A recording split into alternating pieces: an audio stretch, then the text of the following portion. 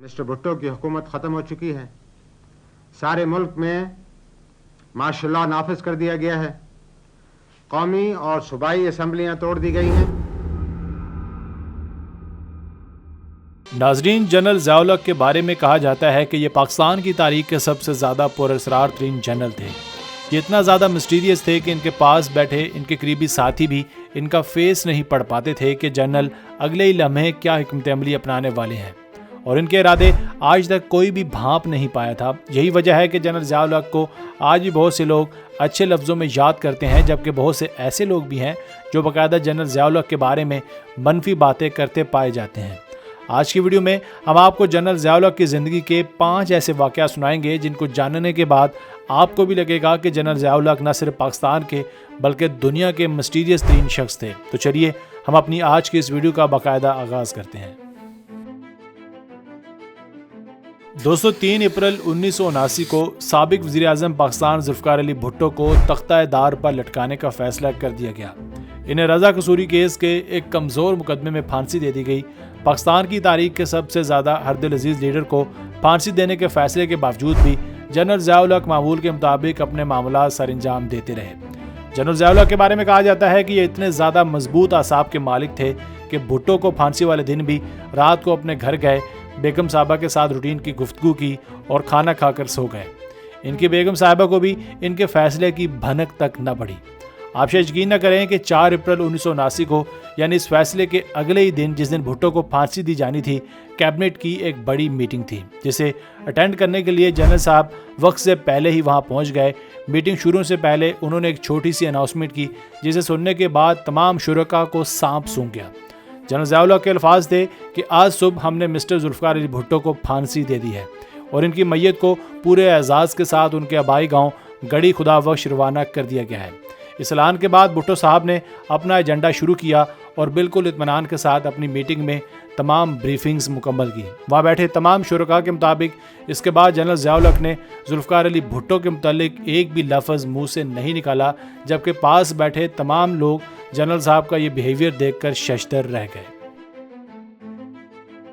दोस्तों, जनरल ज़िया-उल हक की ज़िंदगी का दूसरा मशहूर तरीन वाक़या ये है कि जब साल 1975 में जनरल ज़िया-उल हक लेफ्टिनेंट जनरल के ओहदे पर फाइज थे तो वो मुल्तान डिवीज़न में तैनात थे, जबकि उस वक्त मुल्क के वज़ीर-ए-आज़म ज़ुल्फ़िकार अली भुट्टो थे।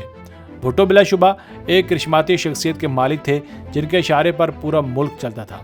जनरल ज़िया-उल हक ने न सिर्फ भुट्टो साहब का पुरतपाक इस्तकबाल किया बल्कि उन्हें टैंक में बिठाकर टैंक का मुआयना भी करवाया।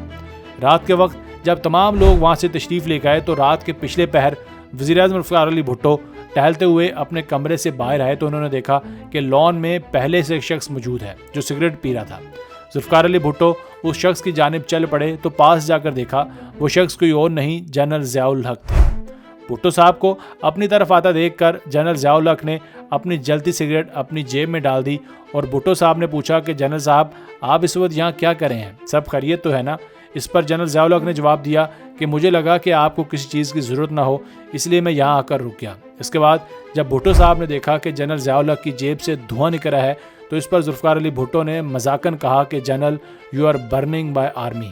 इसके बाद जनरल ज़िया-उल हक इस बात पर मुस्कुरा दिए। दोस्तों, जैसा कि हम पहले भी जिक्र कर चुके हैं कि जनरल ज़िया-उल हक बहुत ज़्यादा पुरअसरार तरीन इंसान थे। उनकी तबीयत में इस कदर ज़्यादा सख्ती थी कि इनके चेहरे के तासरात पढ़कर कोई भी ये शख्स अंदाज़ा नहीं लगा सकता था कि इनके दिल में इस टाइम क्या चल रहा है।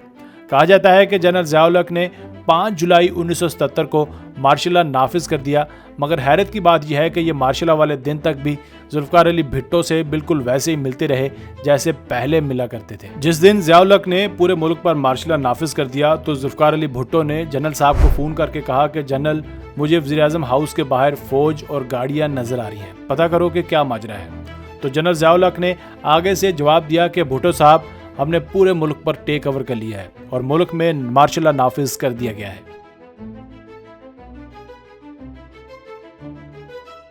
दोस्तों, जनरल ज़िया-उल हक के बारे में ये भी कहा जाता है कि वो अपने फैसले से कभी पीछे नहीं हटते थे। वो जो भी फैसला कर लेते उसे बदलना तकरीबन नामुमकिन होता था। ऐसा ही एक वाक़या उनके दोस्त और करीबी साथी असलम बेग भी सुनाते हैं। वो कहते हैं कि जनरल ज़िया-उल हक जब सऊदी अरब के दौरे पर थे तो किंग खालिद اور یاسر عرفات نے خانہ کعبہ کی حدود میں بیٹھ کر جنرل صاحب سے یہ درخواست کی تھی کہ آپ بھٹو صاحب کو پھانسی نہ دیں، وہ ایک اچھے انسان ہیں، بلکہ آپ اسے ہمارے حوالے کر دیں اور ملک سے جلا وطن کر دیں۔